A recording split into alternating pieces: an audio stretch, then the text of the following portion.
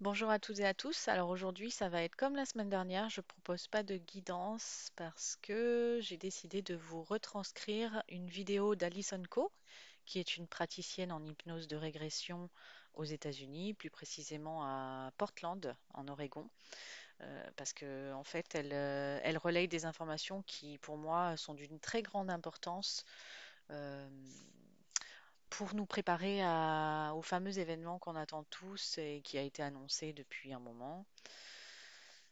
Voilà, donc en fait, je vous avais parlé dans la précédente vidéo de tendances qui revenaient dans les sessions d'Allison, mais pas que, dans les sessions aussi d'autres praticiens avec qui elle collabore.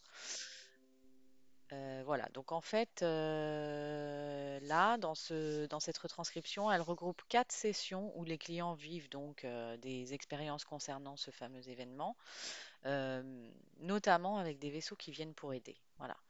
Donc le premier témoignage, je vais passer tout ça parce que je vous en avais déjà parlé la semaine dernière, hein, de toutes ces tendances qui revenaient dans les sessions. Oui, mais quand même, il y a des choses importantes à dire, hein. C'est qu'en fait, ce ne sont pas des informations isolées, ça je vous l'avais déjà dit, hein, mais c'est surtout que, en fait, ça nous permet de voir les choses avec un point de vue, avec un recul suffisant pour comprendre en fait qu'il y a un plan qui est en train de se mettre en place. Donc les premières tendances, il faut que je le dise quand même parce qu'il y a des choses que j'ai pas dites la semaine dernière. Donc première tendance, un événement où flash solaire va arriver afin d'élever la fréquence et la vibration de la Terre et de ses êtres. Quand cet événement aura lieu, ben, bientôt, c'est toujours le mot qui est employé de toute façon, hein, on n'a pas plus de précision, ce qui est assez frustrant quand même. Deuxième tendance, nous allons être accordés au flash solaire par petites vagues d'énergie. Ces vagues frappent la Terre, font le mouvement de aller-retour, de va-et-vient, hein, comme une vague, et elles sont de plus en plus fortes. Pendant ce temps, les humains commencent à s'ouvrir, les systèmes de croyances commencent à changer, les humains enlèvent comme des couches d'oignons pour schématiser, ils élèvent leur vibration en fait. Les systèmes commencent à s'effriter, que ce soit au niveau des gouvernements, de la santé, de l'éducation, des finances.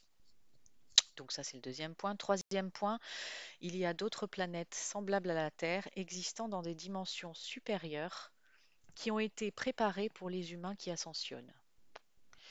Beaucoup sont connectés à ces planètes dans les rêves, dans des séances d'hypnose ou dans des méditations. Certaines personnes font l'expérience de moments de grâce et de paix comme si leur fréquence s'alignait avec ces lieux, avec ces autres planètes donc, hein. Certaines personnes appellent ces planètes nouvelles terres, mais il y en a plusieurs, il y en a beaucoup, donc c'est difficile de simplement donner un seul nom. Quatrième point, il y a des vaisseaux rassemblés autour de la Terre pour aider à extraire les gens de la planète.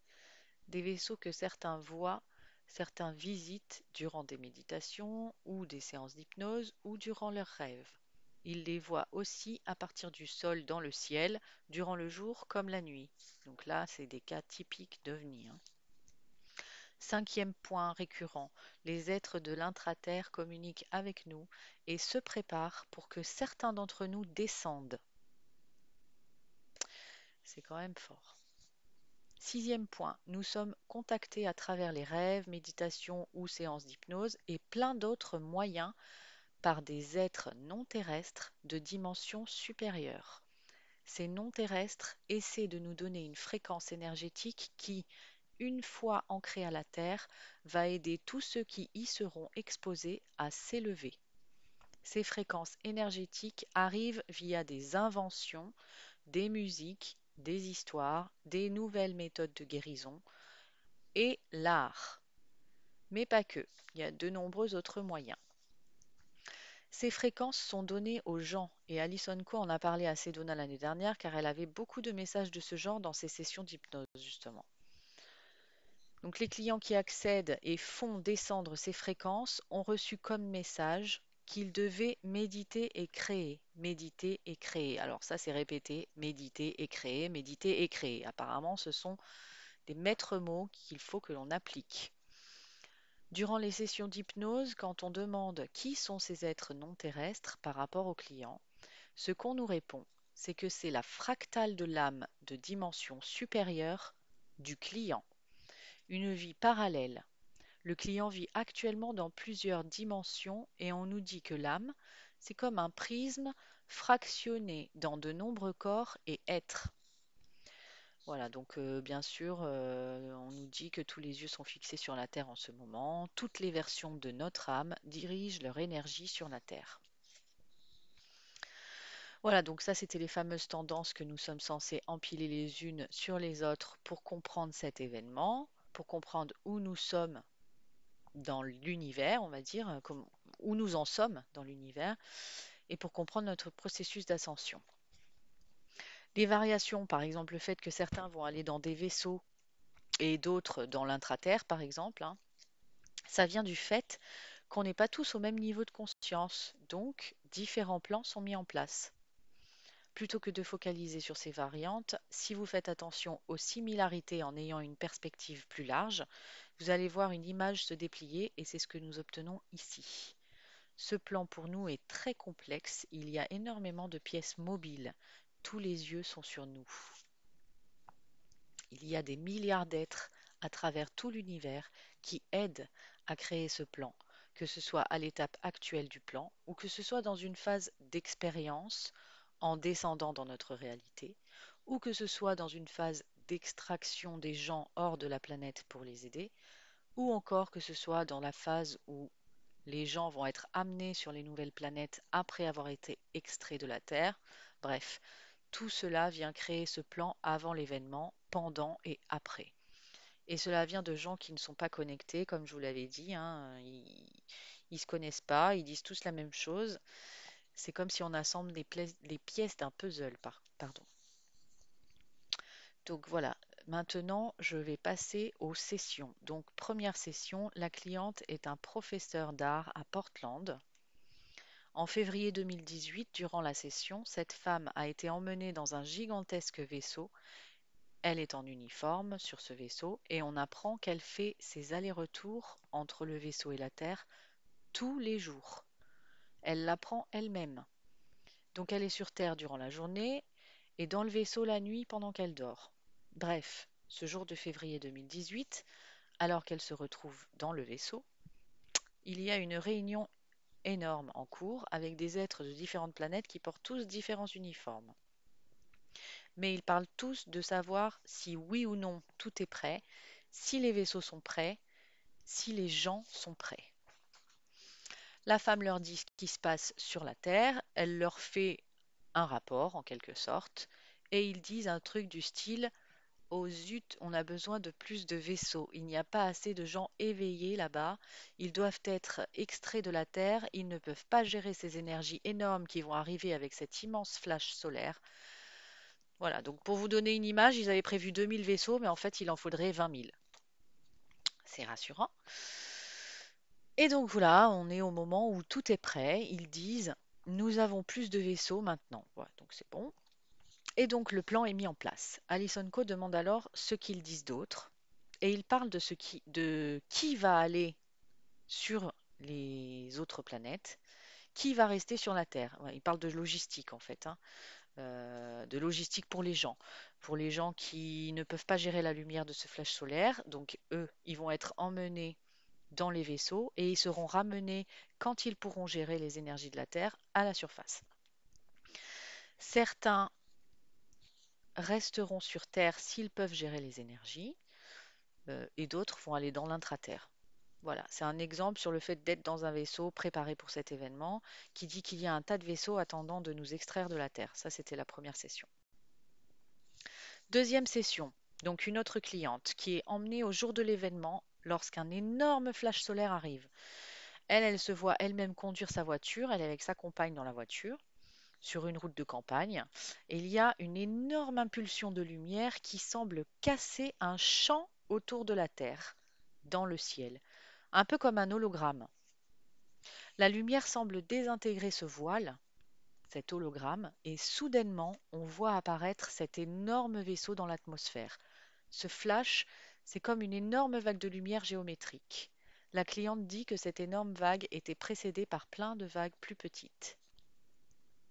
Donc ça, c'est un aperçu du jour de l'événement. Cette femme voit un immense vaisseau spatial dans notre atmosphère. Troisième session, donc on a un prochain client qui, dans ses questions posées à son soi supérieur, demandait à être amené au jour de l'événement. C'est une femme, elle se voit donc dans un vaisseau. Les gens autour d'elle, dans ce vaisseau, semblent comme des zombies, dans le sens où ils ne sont pas réactifs, alors qu'elle, elle démarre le pilote automatique. Elle sait exactement quoi faire. Elle a pratiqué cet exercice plein de fois, énormément de fois, jusque-là. Elle l'a fait dans ses rêves. C'est ce qui est révélé par son soi supérieur. Elle se voit vérifier à l'avance. Elle a une liste de tâches, en fait, comme une liste de tâches à accomplir, mais c'est surtout une liste de contrôle pour qu'elle check ça, est-ce que c'est fait, ça, est-ce que c'est fait, ça, est-ce que c'est fait. Bon. Dans le vaisseau, il y a un tas d'extraterrestres et de travailleurs de lumière qui ont différentes tâches sur le vaisseau, et son rôle à elle, c'est de s'assurer que tout le monde est dans son compartiment avec sa famille, que tout le monde est là où il devrait être, car ils sont tous dans ce genre d'état semblable à un zombie. Elle fait donc en sorte qu'ils soient confortablement installés, que les familles soient ensemble, afin qu'elles ne paniquent pas, au moins ceux censés être dans le vaisseau ensemble. Voilà. Car il y a des listes de tout qui ont été faites à l'avance, comme si tout était programmé.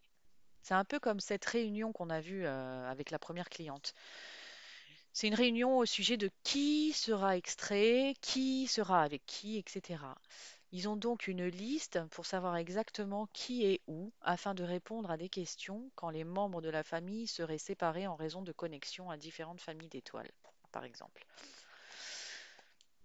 Oui, parce qu'en fait, certains pourraient ne pas ascensionner à ce moment. Donc les familles pourraient être séparées. Donc une partie du processus à bord, c'est de s'assurer d'aider les personnes à comprendre, spécialement concernant des membres de la famille qui pourraient manquer. Mais quand ce flash solaire frappe, la plupart des gens sont dans cet état de zombie, d'après la cliente, hein. Les travailleurs de lumière récupèrent plus vite car ils ont un rôle dans ce processus. Donc la cliente communique à la fois télépathiquement avec des extraterrestres, pardon, et dans ses rêves jusqu'à cet événement. Elle n'est pas consciente de ces souvenirs-là, de son interaction avec ces êtres. Ça ressort durant la session, mais c'est quelque chose qu'elle ignorait avant sa session. Et il lui est dit que ses souvenirs étaient scellés dans sa tête, qu'il y avait une gaine autour de ses souvenirs. Un peu comme le voile qu'il y avait autour de la planète quand cette dame qui conduit voit ce flash lumineux et que tout d'un coup, il y a un voile qui est désintégré et qu'on voit apparaître le vaisseau. Ben là, c'est pareil. En fait, il y a une sorte de gaine autour de ses souvenirs dans sa tête. Voilà. Et en fait, quand le flash solaire arrive, il brûle ou dissout cette gaine autour des souvenirs qui sont à présent disponibles. Et en fait, les extraterrestres, ils ont intégré dans son esprit comme si les souvenirs étaient là depuis toujours, de sorte qu'elle ne se souvient pas de ne jamais avoir fait ces choses, c'est-à-dire checker sur sa liste, appuyer sur le pilote automatique, faire les exercices qu'elle était habituée à faire en fait dans ses rêves. C'est fascinant. Et ce vaisseau ne se fond pas dans le paysage pour toutes les personnes. Seuls les travailleurs de lumière, ceux qui peuvent gérer l'information et qui sont requis pour aider dans le processus d'extraction, peuvent le voir. Donc c'est pour ça que tous ces gens, les autres, sont dans cet état de zombie. Ils n'ont pas accès à ce genre de mémoire et ils sont en quelque sorte engourdis pour que ça ne se voit pour que ça ne soit pas le chaos. Excusez-moi, j'écris très mal, donc j'ai du mal à me relire. Oui, parce qu'en fait, ce serait le chaos total si ça ne se passait pas comme ça, hein. Donc, la cliente dit que la gaine ne se dissout pas pour tout le monde, juste pour les personnes qui ont une vibration plus élevée et les travailleurs de lumière. Cette gaine, c'est ce qui maintient les gens non préparés dans un tel étourdissement, dans cet état de zombie. En fait, ça les maintient dans cet état beaucoup plus longtemps jusqu'à ce qu'ils puissent être rassurés et assistés par les autres êtres plus éveillés donc. Ensuite, la cliente va en dire plus sur les chambres et les navires. Donc, dans les chambres à bord du navire, il y a des moniteurs vidéo qui montrent comme une information en boucle en fait qui passe et qui dit en gros, hein, vous venez de vivre une expérience de flash solaire, voici ce qui est arrivé, c'est pourquoi vous êtes sur un vaisseau, voici ce qui va se passer, etc. Et ensuite, ils expliquent l'histoire et disent quels sont les extraterrestres qui les aident, à quoi ils ressemblent réellement. Donc ces gens, quelque part, ils sont préparés à ce qu'ils vont vivre et voir dans le vaisseau. Les travailleurs de lumière restent dans chaque chambre afin de pouvoir réconforter et assister les gens. Et ensuite, quand ils sont prêts à s'ouvrir à ce qui leur arrive, on leur montre un appareil qui ressemble à un sèche-cheveux qu'ils positionnent vers l'arrière de la tête, où cette fameuse gaine couvre encore ces mémoires. Et cet appareil va dissoudre cette gaine. Alors les gens deviendront éveillés. C'est génial. La Terre va faire l'expérience de beaucoup de changements tandis qu'elle s'ajuste au flash solaire. Les gens pourront revenir à un moment donné. Oui, les gens qui ont été extraits de la Terre, qui ne pouvaient pas en fait supporter ce flash. Voilà, bon, ben, bien sûr, l'info, elle est toujours vague quant au temps que ça va prendre, hein. Donc, la cliente dit que certains qui n'ont pas été emmenés dans les vaisseaux ont été emmenés dans l'intraterre au moment du flash solaire ou juste après le flash solaire. Et c'est la même chose que dans les vaisseaux. Ils sont dans des salles par famille avec des moniteurs vidéo et certains sont dans cet état engourdi de zombies. Puis certains êtres vont dans des dimensions supérieures durant le flash solaire et il semblerait qu'il y ait une sorte de champ énergétique chatoyant qui serve à ce que les gens se déplacent dans ces dimensions supérieures comme un portail. Il y a des êtres qui ont passé un accord pour être là pour une certaine période et un certain travail, une fois le flash solaire arrivé. Puis ils rentreront à la maison ou iront vers une autre mission quand ils auront terminé leur mission, quoi, en gros, hein. Voilà, donc ensuite, le soi supérieur de la cliente continue en disant que la première chose que les travailleurs de lumière peuvent faire pour aider les autres à monter, c'est de travailler sur eux-mêmes. Leur plus gros travail, c'est d'envoyer de la lumière. Se guérir eux-mêmes élève l'ensemble de la lumière sur Terre. Alors, on pourrait penser qu'envoyer de la lumière se fait à l'extérieur, mais il s'agit plutôt d'éclaircir le canal par lequel la lumière entre. Ok, donc nettoyez votre canal, nettoyez-vous. Faites ce qu'il faut pour vous débarrasser de la colère, de la peine, de la peur, enfin par tous les moyens, quoi. Vous débarrasser de votre régime, mais en fait, ce n'est pas que la nourriture. C'est aussi ce que vous ingérez par ce que vous regardez sur vos écrans, par ce que vous écoutez à travers la musique, la radio. C'est de l'information qui entre dans notre système. C'est bien sûr la nourriture et les boissons, ce qu'on fume, etc. Mais vous garder propre, c'est super important. Même si s'amuser, c'est important aussi, hein, faut pas l'oublier. Donc voilà ce qui est recommandé aux travailleurs de lumière. Ensuite, quatrième session. Maintenant, on passe à un point de vue totalement différent de ce genre de scène, puisque la quatrième cliente, une femme incroyable, atterrit dans une vie sur Sirius. Elle est un... En fait, elle a une fonction de terraformer une nouvelle planète en formation. Voilà, donc ça c'est la mission de cette cliente.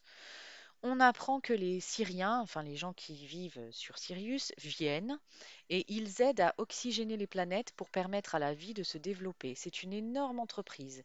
Il y a des millions d'entre eux qui apparaissent et la cliente décrit son corps, puisqu'elle, elle en est un de ces êtres-là. Alors, elle décrit son corps avec une peau blanche, translucide et brillante. Elle n'a pas de pieds. Elle plane en quelque sorte au-dessus du sol. Elle est chauve et elle ressemble à une méduse humanoïde, mais ça ne la dérange pas apparemment. Donc Alison Cole a fait se déplacer de cette nouvelle planète en formation à un endroit ou à un moment que la conscience supérieure veut montrer. Et la conscience supérieure l'emmène à une autre planète en la faisant avancer sur une sorte de pont arc-en-ciel. Et la conscience supérieure dit que ce pont est disponible pour quiconque peut élever ses vibrations. Alors moi personnellement, ça me fait penser au pont arc-en-ciel qu'on a ouvert en fait sur un groupe de Lao-Chi qui a été créé par une âme très généreuse qui s'appelle Guillaume Martin. Voilà, je suis admin dans ce groupe avec ma sœur et avec une autre très belle âme. Donc ce groupe, ça s'appelle Passeurs de lumière et énergie de soins.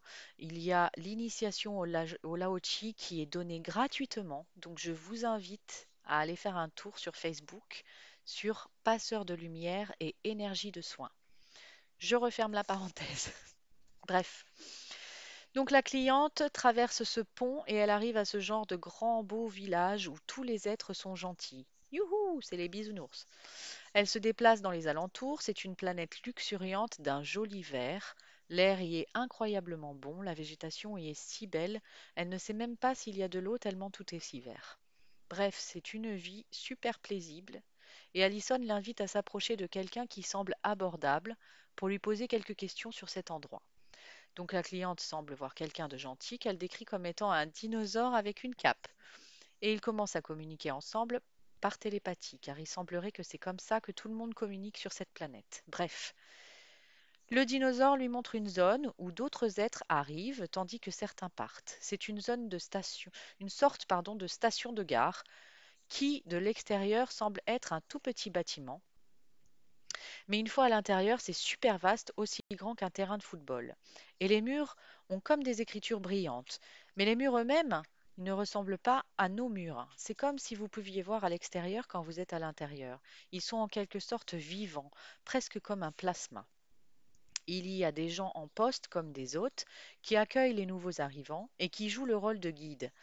Bref, elle décrit ce lieu comme un lieu de transit ou une passerelle pour d'autres lieux, avec une multitude de portails qui vous emmènent où vous voulez.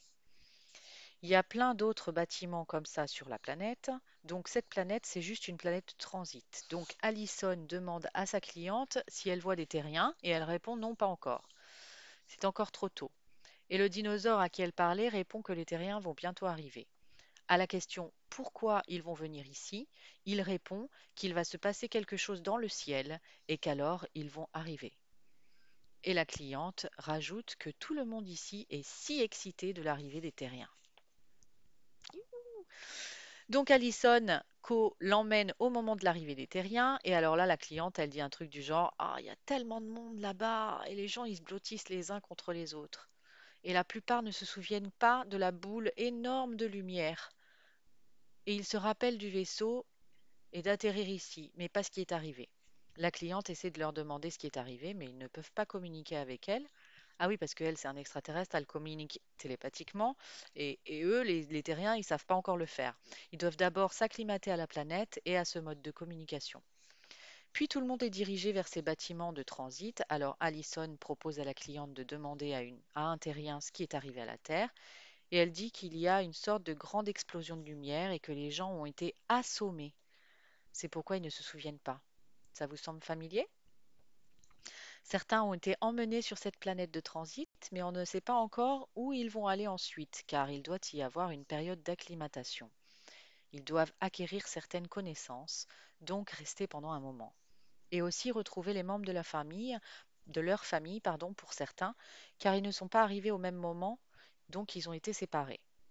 Le truc cool, c'est que pour ces gens, elle explique qu'ils doivent poser leurs mains sur le mur plasma, qui prend leur signature énergétique et recherche la même signature dans tous les autres bâtiments de la planète et donne l'information s'il y a un membre de leur famille qui est arrivé. Il dit où il est, il dit voilà, afin de les réunir quoi. Donc c'est plutôt pas mal ça, non? Le mur semble être vivant, il brille, il a comme des sortes de veines et il enregistre ces informations énergétiques. Donc si votre famille est ailleurs sur cette planète, il va vous le dire et vous pourrez les retrouver en passant par un portail pour vous y rendre. Faut suivre hein, quand même. Et la cliente rajoute que les gens qui sont toujours sur Terre semblent être hébétés, presque comme des zombies. C'est quand même fou ce mot qui revient tout le temps, quoi. Ça vous rappelle rien? Moi oui, ça me rappelle. Ça me rappelle quelques sessions. Ils ne savent pas quoi faire et ont besoin que des gens les aident. Pour les préparer, il faut les informer de ce qu'il va se passer, d'où ce genre de vidéo que j'ai été réticente à faire là aujourd'hui.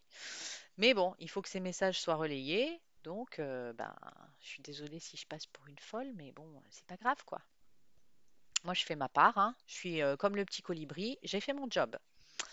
Voilà. Donc, il semblerait qu'élever ces vibrations, ça aide à sortir de cet état de zombie. Donc, les humains ont besoin de ces travailleurs de lumière qui auront fait leur job en élevant leurs vibrations et la vôtre progressivement.